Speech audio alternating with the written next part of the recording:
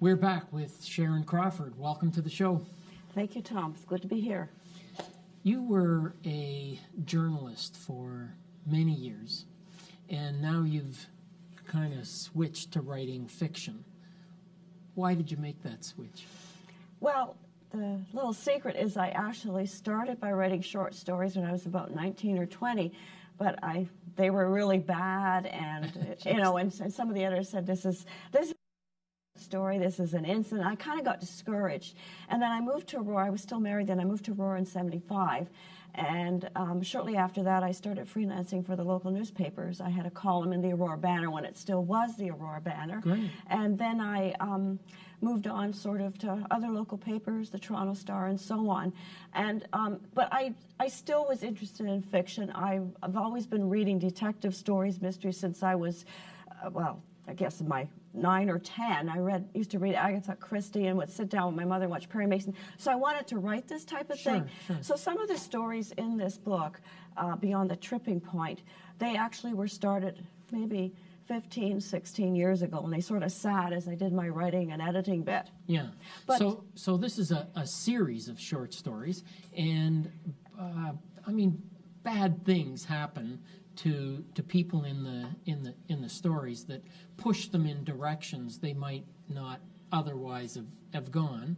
And so would you give us an idea maybe of maybe without giving away the ending, give us an idea of one of your favorite stories in the book? One of the favorites is Porcelain Doll, and that's the one that spans from 1965 to 1989. And I'm a railway brat. My late father worked for the CNR, so we used to get free rides on the railways. And this was in the late 50s and early 60s when the trains actually went somewhere besides the big cities. Sure. And so I set my story, most of the story in Porcelain Doll is set on a train. And the main character in it, Sarah Holden, she has to face something with her father that she never expected to, and she carries it around with her without giving the story away. She carries it around with her until after her mother dies years later. And I want to put a little disclaimer in here. The man in the story, even though he did work for the railway, he was definitely not my father, but that's the only thing they had in common. Plus, they were both time freaks. Everything had to be on time. Right. Well, that's a good thing to have when you're working on the trains. I know, except it carried over into me, so I'm a time freak, time control freak. Well, there's an interesting detective in one of the stories. Did you have to do research for the book? Like, did you talk to detectives? What did you do? Okay, there are 4 linked short stories in here with fraternal twins. I'm mentioning them because they're set in this area. Right. Although I call it Cook's Regional and Thurston, which is really a combination of Aurora and Newmarket. And they're set in 1999. And the twins are Dana and Bass. They're fraternal twins.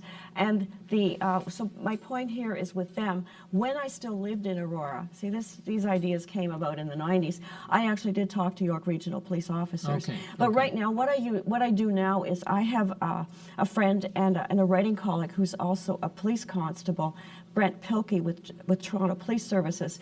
And so I run stuff by him either by email or we talk. Sure. So he's fixed a few things in here, in a couple of stories. To make sure that it follows along accurately. I really, in one story, Missing in Action, I had police arriving in all sorts of ways, and no, you can't do that. Right. That type of thing. Well, we have a lot of young writers watching, and so, because the show is writers and readers, exactly. So I like to just let them know how the authors write their stories that come on the show.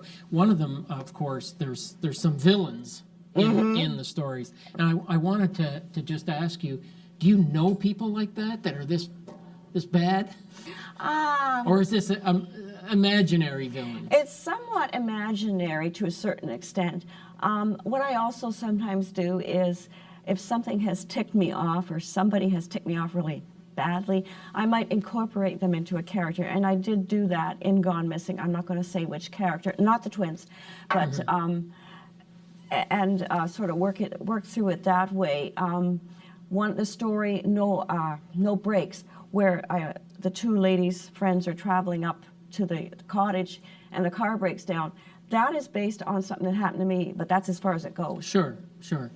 Now, when you start to write a short story, as opposed to a novel, are your characters more fully formed? Yes and no. I take workshops, and this might be something the writers, the young writers watching this show might be interested in. Look for a Brian Henry workshop. He's excellent with teaching fiction. He gets you in there writing. And 3 of the short stories in here started with the characters and the plot as I sat in his class, one of his workshops, and wrote. And it just sort of evolved from there. Then I would put it aside when I went home and go back to it a few weeks later.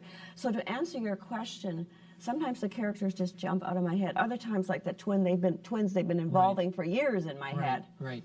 I would agree with you on Brian Henry workshops. I've taken them myself. They're excellent, and you can find him just by Googling his name. I mean, I'm sure that people know who he is. Quick Brown Fox. That's Quick his blog. Brown Fox. That's Yes, his that's blog. his blog. Quick Brown Fox.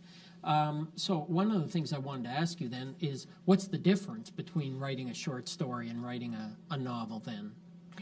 A short story, for one thing, isn't as long, but that's pretty obvious. Some of the mysteries that go into Ellery Queen magazine and Alfred Hitchcock maybe are 6,000, 7,000 words, 8,000 maybe.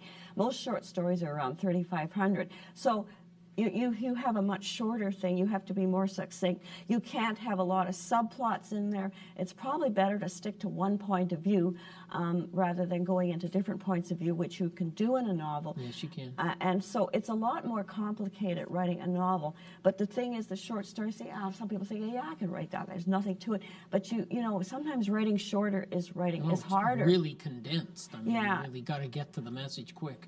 Yeah, and exactly. And with a novel, like some people like to have all their I's dotted and T's crossed and everything sort of sorted out before they get go.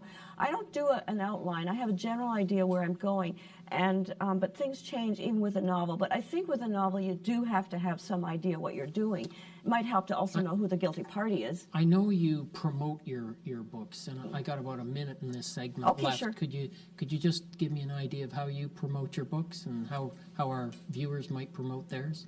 Well, obviously, the books are available in e-copy, hard copy, so the Amazon.com, all that shebang. Yeah. They're available that way, or you can go to a bookstore and just have them But ordered you do in. some readings, don't you? I do readings with Crime Writers of Canada, Right. and we're doing one in Aurora. We go all over the different libraries, all over Toronto and the GTA, and we're going to the Aurora Public Library on March the 24th from 7 to 9 p.m.